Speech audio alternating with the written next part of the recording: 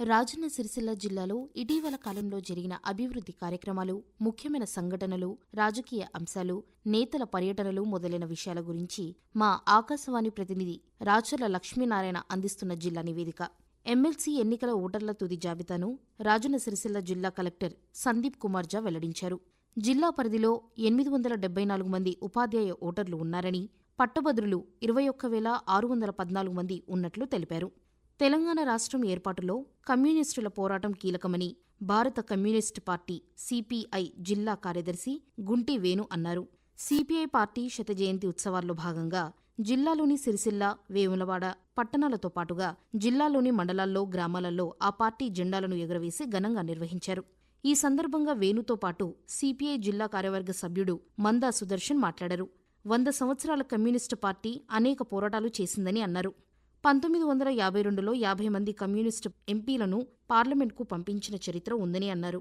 తెలంగాణ సాయుధ రైతాంగ పోరాటంలో కమ్యూనిస్టుల పాత్ర కీలకమైందని అన్నారు.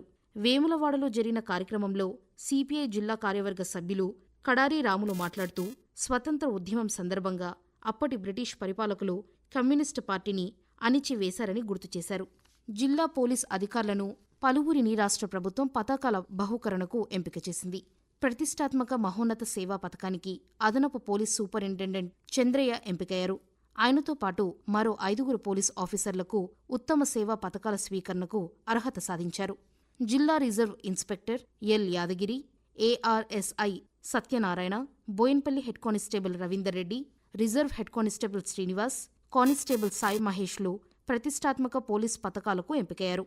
తమ న్యాయపరమైన డిమాండ్లను ప్రభుత్వం నెరవేర్చాలని కోరుతూ రాష్ట్రవ్యాప్తంగా గ్రామ పంచాయతీ కార్మికులు జిల్లా వ్యాప్తంగా 2 రోజుల పాటు సమ్మె నిర్వహించారు. జిల్లాలోని సిరిసిల్ల, వేములవాడ పట్టణాలతో పాటు అన్ని మండల కేంద్రాల్లో గ్రామ పంచాయతీ కార్మికులు టోకెన్ సమ్మెను చేపట్టారు. ఈ సందర్భంగా వారు మాట్లాడుతూ, పంచాయతీ కార్మికులతో ప్రభుత్వం వెట్టిచాకిరీ చేస్తోందని అన్నారు. బకాయి వేతనాలు వెంటనే చేపట్టాలని, 51 జీవోను రద్దు చేయాలని డిమాండ్ చేశారు. కలెక్టరేట్ ఎదుట సమగ్ర శిక్ష ఉద్యోగులు చేపట్టిన రిలే దీక్షలు 25 రోజులుగా కొనసాగుతున్నాయి. ఈ సందర్భంగా సమగ్ర శిక్ష ఉద్యోగుల సంఘం అధ్యక్షులు ఇప్పాపూల దేవేందర్ మాట్లాడుతూ, సమగ్ర శిక్షను కాపాడాల్సిన బాధ్యత ప్రభుత్వాలపైన, ప్రజలపైన ఉందని అన్నారు. ఉద్యోగులకు కనీస సౌకర్యాలను కల్పించాలని కోరారు. సమగ్ర శిక్ష ఉద్యోగులందరినీ రెగ్యులరైజ్ చేసి మినిమం టైం స్కేల్ ఇవ్వాలని డిమాండ్ చేశారు. రిలే దీక్షలు చేస్తున్న ప్రభుత్వం పట్టించుకోవడం లేదని అన్నారు. సమగ్ర శిక్ష ఉద్యోగులకు జీవిత బీమా 10 లక్షల రూపాయలు, ఆరోగ్య బీమా 10 లక్షల రూపాయల సౌకర్యం కల్పించాలని డిమాండ్ చేశారు. పదవీ విరమణ బెనిఫిట్స్ మంజూరు చేయాలని కోరారు. జిల్లాలోని గంభీరావుపేట మండలం నర్మాల గురుకుల బాలికల పాఠశాలలో ఇంటర్ ప్రథమ సంవత్సరం చదువుతున్న కార్తీక సీఎం కప్ రాష్ట్రస్థాయి పోటీలో ప్రతిభ కనబరిచింది. అథ్లెటిక్స్ 80 మీటర్ల పరుగు విభాగంలో జిల్లా తృతీయ స్థానంలో నిలిచి కాంస్య పథకం సాధించింది.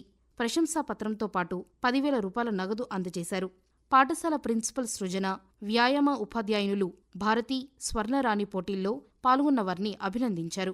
ప్రభుత్వ పథకాలకు, ఉద్యోగులకు తప్పుడు అర్హత పత్రాలు, నేరాలు చేసిన వారికి శిక్షలు అమలు చేసే కోర్టునే తప్పుదోవ పట్టించేలా నిందితులకు బెయిల్ వచ్చేందుకు అవసరమైన నకిలీ జామీన పత్రాలను తయారు చేసే ముఠాలోని 5 రాజన్న సిరిసిల్ల జిల్లా పోలీసులు అరెస్టు చేసి రిమాండ్కు పంపారు. సిరిసిల్ల పట్టణ పోలీస్ స్టేషన్లో పోలీస్ సూపరింటెండెంట్ అఖిల్ మహాజన్ వెల్లడించారు. జిల్లాలో నమోదైన ఓ కేసులో నిందితులకు అనుకోని రీతిలో బెయిల్ రావడంతో అనుమానం వచ్చిన పోలీసులు బెయిల్ కోసం సమర్పించిన పత్రాలను పరిశీలించారు. నకిలీ సర్టిఫికెట్గా గుర్తించి దర్యాప్తు చేయగా ముఠా గుట్టు రట్టయింది. నిందితుల నుంచి వివిధ రకాల నకిలీ డాక్యుమెంట్లు, స్టాంపులు, సెల్ఫోన్లు, డాక్యుమెంట్లు తయారు చేసే సామాగ్రి స్వాధీనం చేసుకున్నట్లు ఎస్పీ తెలిపారు. 2024 పాత సంవత్సరానికి వీడ్కోలు పలుకుతూ 2025 కొత్త సంవత్సరాన్ని ఆహ్వానిస్తూ రాజన్న సిరిసిల్ల జిల్లా వ్యాప్తంగా సంబరాలు మిన్నంటాయి. ప్రజలు నూతన సంవత్సర వేడుకలు ఆనందోత్సవాల మధ్య జరుపుకున్నారు. వేడుకల నిర్వహణపై పోలీసులు భారీ బందోబస్తు నిర్వహించారు.